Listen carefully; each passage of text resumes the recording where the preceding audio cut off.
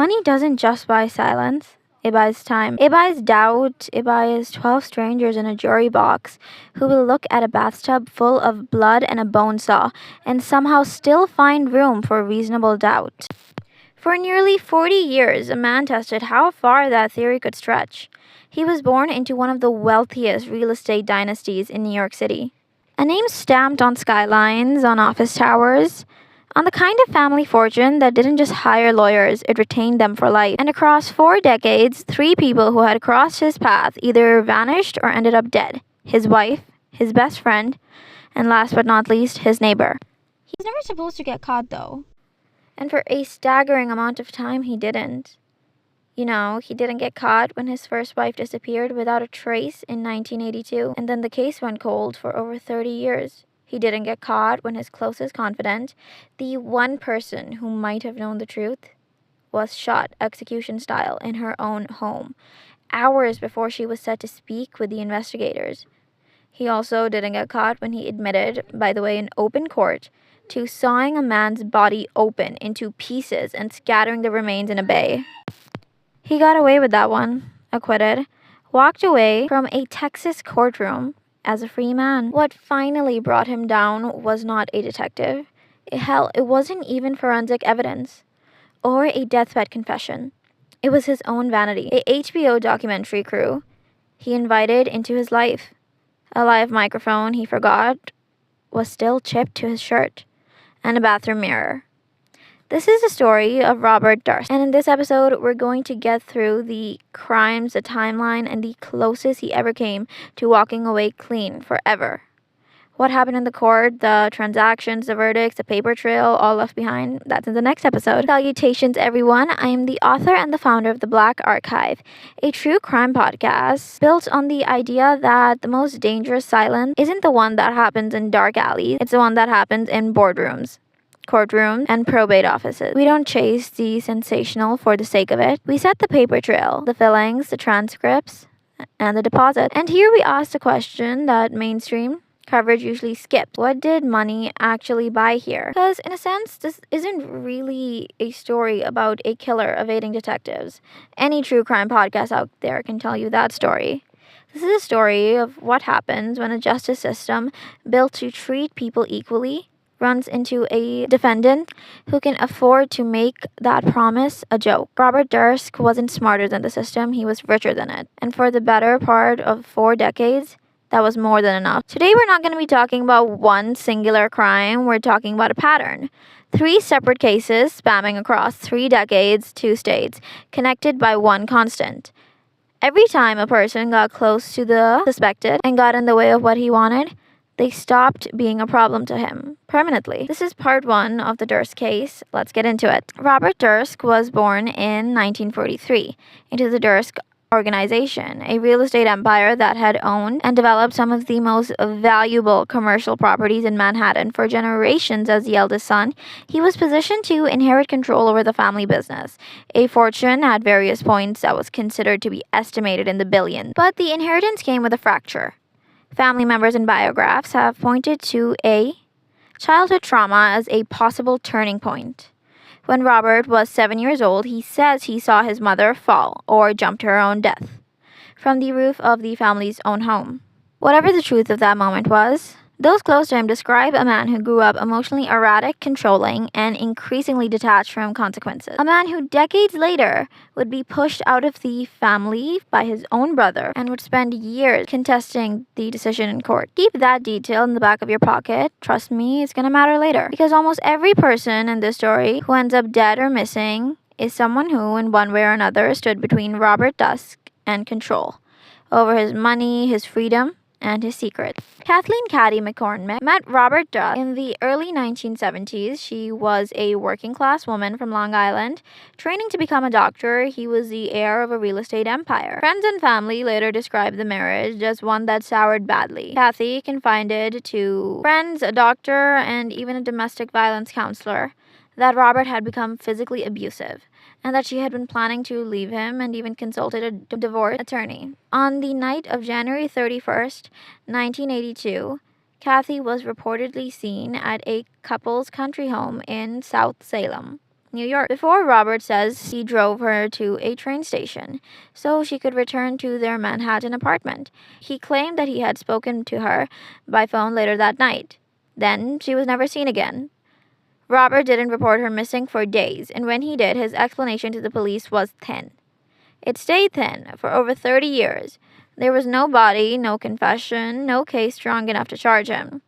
Kathie's family had spent decades saying, publicly and repeatedly, that they believed Robert murdered her and used his family resources to make the investigation disappear before it even started. Over 30 decades, that is exactly where it sat. An open question, a cold case, and a wealthy man who never had to answer for it in the courtroom. Susan Berman wasn't just a friend of Robert Durst. She was arguably his closest confidant, a crime writer, the daughter of Las Vegas mob figure, and someone who, according to the people close to her, had reportedly spoken to Kathie Durst's family on Robert's behalf back in 1982, effectively acting as his spokesperson in the immediate aftermath of his wife's disappearance. By 2000, two things had happened at once. New York prosecutors had quietly reopened Kathie Durst's case, and Susan Berman, the one person who may have known what Robert actually told her back in 1982, was reportedly scheduled to speak with investigators. She never got that chance. On December 23, 2000, Susan Berman was found dead in her Los Angeles home, shot once in the back of the head, execution style, killing with no signs of forced entry, which strongly suggested she'd let the killer in herself, like she'd known them. But there was no witness, no confession, no conviction, not for another 15 years. But that piece of evidence would eventually become one of the most infamous details in the entire case.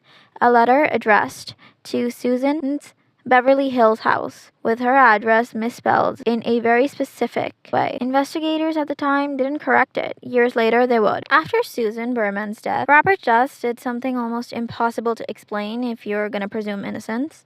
He fled to New York City, moved to Galveston, Texas, and disguised himself as a mute woman named Dorothy Thinner, and rented a cheap apartment under a fake identity, all well worth an estimated hundreds of millions of dollars. His next-door neighbor in the building was a 71-year-old man named Morris Black. The two men had an odd, uneasy relationship, reportedly bonding over guns and money, then souring over what Durst would later describe as a dispute involving a gun going off in his own apartment. In September 2001, Morris Black was shot dead. Durst didn't call the police. Instead, according to his own testimony, he dismembered Black's body with a bow saw and an axe, packaged the remains into garbage bags, and dumped them in Galveston Bay. Some of the bags surfaced, and investigators eventually found Black's head was never recovered. Durst was arrested, but almost immediately posted bail, then vanished again. He became a fugitive for 6 weeks before he was caught shoplifting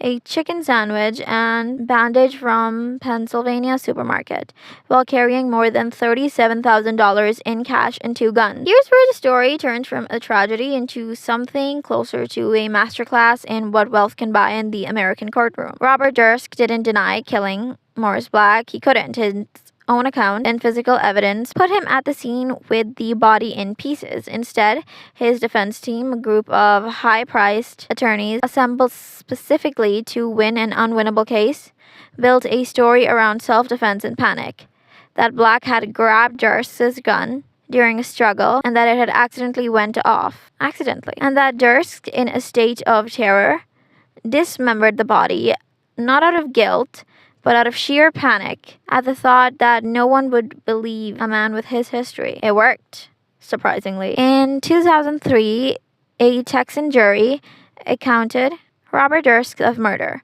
He was later convicted only on bailing jumping and evidence tampering charge related to the disposing of the body, and served a relatively short sentence. 2 women were dead or missing, and a third body had been dismembered with a saw. And yet he still went home. For years after it, looked like that was simply how the story ended. Not with justice, but with a wealthy man's name fading out of the headlines, protected by the fact that no prosecutor wanted to try and beat what his money had already beaten once. This is the ending we all suspect, one where wealth wins. What no one expected was that Robert Durst would do one things that lawyers almost certainly beg any criminal not to do. Talk. Ever heard the sentiment, rich and dumb? In 2010, filmmaker Andrew released a dramatized film loosely inspired by Dirk's life, and Durst reportedly believed it was sympathetic to him, reached out and agreed to sit for a series of on camera interviews. That decision became the HBO documentary that would ultimately end him. Over the course of filming, Durst was confronted with the misspelling envelope, the one addressed to Susan Berman's home years earlier. When handed a sample of his own handwriting from another document and asked to compare it, he misspelled the same street name in exactly the same distinctive way investigators had found on the letter to Burnham. Then came the moment that made headlines all around the world. During filming, or let's say a filming break, still wearing a live microphone alone in the bathroom, Robert Durst muttered to himself, apparently unaware he was still being recorded. There it is. You're caught. Killed all of them, of course. Investigators had that recording before the final even aired. Durst was arrested the day before the documentary's final episode broadcast. Now we're going to talk about some odd moments inside the documentary. The hot mic moment is one that everyone knows. But it wasn't an isolated slip. The entire filming process, stretched out over roughly 20 interview sessions, was full of smaller, stranger moments that painted a picture of a man who seemed almost incapable of staying fully in control of his own story, even when he certainly wanted to be. He kept correcting himself into worse territory. Multiple times across the interview, Durst would answer a question carefully, then immediately circle back and volunteer a clarification nobody asked for, a pattern lawyers and viewers alike found bizarre.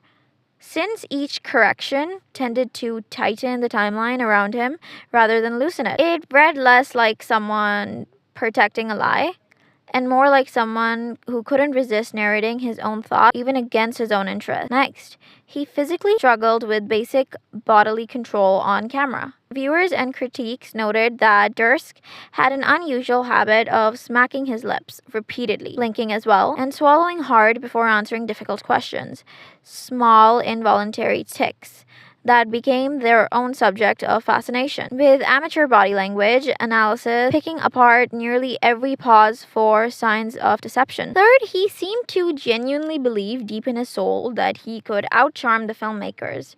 Durst reportedly had agreed to the project believing a dramatized film about his life had been sympathetic towards him, and had carried the same assumption into the documentary interviews, treating the filmmakers less like investigators and more like an audience he could win over. That miscalculation is a big part of why he agreed to the writing comparison at all. By most accounts, he simply didn't think it would go badly for him. The handwriting moment itself was a slow burn, not a jump scare. When producers handed him a envelope similar to the one mailed to Susan Berman's house, he was asked to address one to himself for comparison. He didn't react with any visible signs of alarm in the moment. It was only post-production, laying the two side by side, that the filmmakers realized he misspelled the street name, Beverly, instead of Beverly, basically adding an E between the L and Y. In that exact same distinctive way, Durst wasn't confronted with the discovery on camera much later in a separate sit-down. When he was finally confronted, he asked for a break and didn't come back as the same person. After being shown the handwriting comparisons directly, Durst requested to use the bathroom. That's the break during which the hot mic recorded him muttering to himself. When he returned to finish the interview, by most accounts of the people involved in the production, his composure had visibly changed. Shorter answers, longer pauses, and a noticeable difference in energy rather than the confident, talkative subjects from earlier. He reportedly rephrased his own denials out loud before some sessions. Crew members involved in the production had described Durst as someone who would sometimes talk through how he wanted to answer a difficult question before the cameras were even rolling. An odd, almost theoretical habit of a man who, at least in his own mind, was simply telling the truth as he understood it. He also never fully explained why he agreed to any of it. Perhaps the strangest detail of all was even after his arrest, even after the recordings became public, Durst never gave a clear, concise answer for why a man with everything to lose sat roughly 20 hours on camera interviews with filmmakers he barely knew. The closest thing to an explanation people got from him, who suggested he simply couldn't resist a chance to control the narrative for his own life one more time. The same impulse, some would argue, that kept him one step away from consequences for 30 years. And that same impulse had finally ended the streak. Before we close this one out, I want to sit in the space of true crime forums, Reddit threads, and armchair investigators that have been circling such theories for years now. Because with a case this documented and still this incomplete, theories have a lot of room to grow. I'm not presenting these as confirmed facts. I'm presenting them as live ongoing arguments happening in true crime spaces right now, so take them as exactly that. Now, the first theory, that Kathie Dirk's body was never far from home. One of the most persistent threads online argue that Kathie was never taken far at all, and that she had died or at near South Salem properly that night, and that Robert had used the family's resources and connections to make sure that the surrounding land and timeline were never seriously searched. Some amateur investigators have pointed to the sheer size of Dirk's family real estate holdings and asked, only half jokingly, how many of those properties were ever actually checked. Now, theory 2, that Susan Berman knew and was killed specifically to keep her from confirming it under oath. This one isn't frigid anymore. Prosecutors themselves eventually built their case around this idea that Berman was murdered because she was about to be interviewed by New York investigators, reopening Kathie's case, and that she may have either lied for Robert in 1982 or knew the truth outright. The internet debate here isn't really about whether this happened, it's more about how much she actually knew, and whether she had been living for nearly 20 years aware that she had been protecting a killer. Now, theory 3 is that he didn't act alone, or at least not every time. Some true crime communities have pushed back the idea that a man in his physical and psychological state could have planned and executed 3 separate incidents across 3 decades without any help, floating theories about private investigations, family fixes, or even Dirk's operation employees who may have helped clean up loose ends. Whether they knew the full truth or not, this one stays firmly in the speculation territory. There is no public record to support the theory of co-killers in any of these 3 cases. Now, theory 4 is that the childhood trauma was taken to extremes. Because Robert's account of watching his own mother die or possibly jump from a rooftop as a 7-year-old had been public for many years, a huge amount of internet discussions tried to draw a straight psychological line from that moment to everything that followed, essentially building a pop psychological profile of a man whose entire adult life was one long delayed reaction to a single afternoon. It's a compelling narrative for sure, but it's also worth being skeptical of any theory that reduces 3 decades of decisions into one single childhood event. Real forensic psychology is rarely that clear.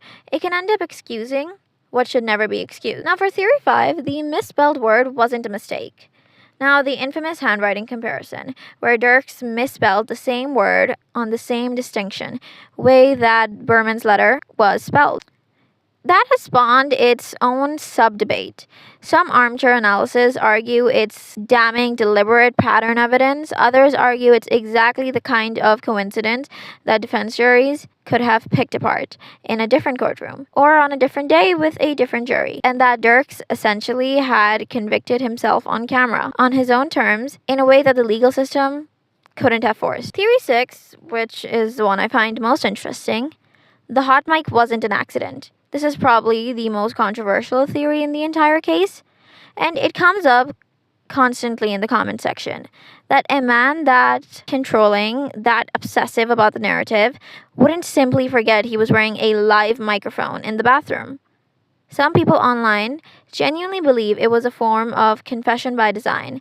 A man in declining health, worn down by decades of running, essentially choosing the kind of ending that he had the most control over. It was an unprovable theory and probably overly generous, but it kept coming back because the alternative, the one that of the most careful, calculating men in modern true crime history, simply had a rookie mistake, feels too anticlimactic for the story's ending. I'll say it plainly because I think it matters. Theories are how the public processes a system's failures. When institutions take 40 to 30 years to hold someone accountable, true crime communities fill that vacuum with speculation. Some of it sharp, while others is reckless. Our job isn't to dismantle that distinction. It's important to separate the theory that's doing the work because of demanding accountability from the theory that's just doing it for entertainment. Not every theory deserves to be weighed equally, and I'd encourage you not to treat them all the same. So that's the timeline. The wife who vanished, the best friend who was silenced right before she was about to talk, and a neighbor who ended up in Galveston in pieces. And then that should be the end of the story. If it was not for one man's need for control over his own narrative, when silence would have kept him free. In the next episode, we're going to be following the paper trail, the court transcripts, and the trial theory that got a confessed dismemberment acquitted. The forensic and legal battle that finally convicted him for Susan Berman's murder in 2021. And what happened in the days before he died in prison in January 2022, including whenever he, in his own words, admitted to killing Kathie. This is the Black Archive. Stay sharp, stay questioning, and I will see you in the next file.